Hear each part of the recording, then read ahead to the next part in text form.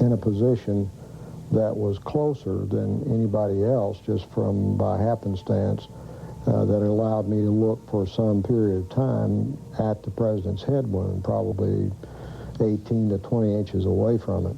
Dr. Perry, who was enlarging the wound in the neck to do the tracheostomy, told me that the small wound in the neck looked like an entrance wound.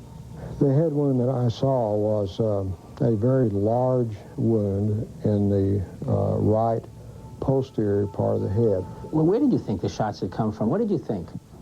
But I think, even then, that I would have thought that this was certainly an exit wound in the back of the head, and that therefore the shot must have come from the front. I viewed the autopsy pictures. They had the frontal part of the cerebrum here in the skull out. So when the picture was taken, you think they pulled the skin back up over this wound? That's the only thing I can postulate, because the back of his head was gone. This was a huge hole. It was on the right. It was 9 to 10 centimeters across, and you could look right into the brain. Crenshaw. Large hole is at the front of the head. See something else. This is just almost a personal a question. Are you pretty comfortable today with the notion that someone was firing at President Kennedy somewhere from the front? Yes. Are you equally comfortable, or are you not comfortable with the notion that there is forgery of some sort in the official documents of this? I feel there probably is. I certainly could not be held down to saying exactly how that is, or even approximately how it is, perhaps. But I feel that there has been some kind of attempt to cover up what was going on.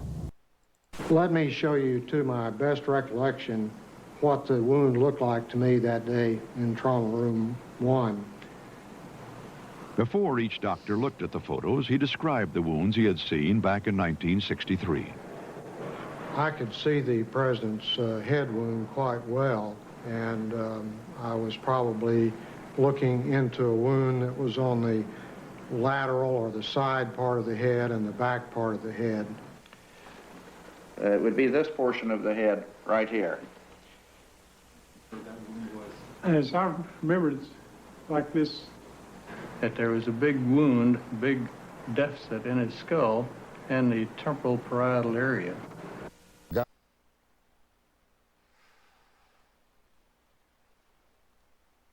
was beginning to see a face here. What really caught my eye was this upside down stripe here. I couldn't figure out what that could have been.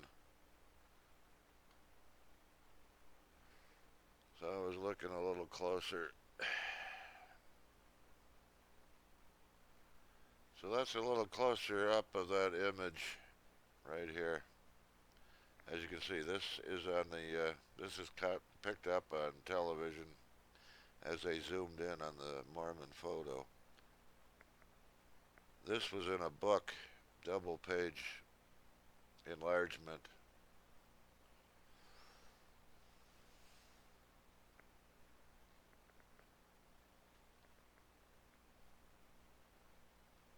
So you get the gist of it. I was looking there, and let's take him now.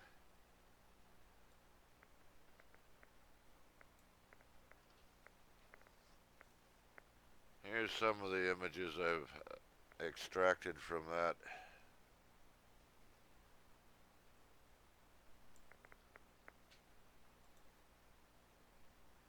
How about a colorized version?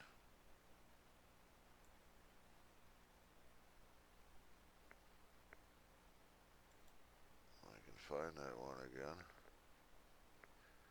Well, anyways, here's an even more extreme close-up. Let me see if I move that in a little.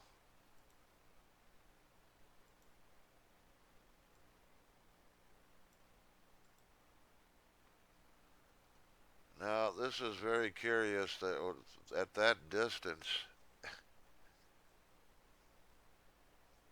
I mean, it's picking up this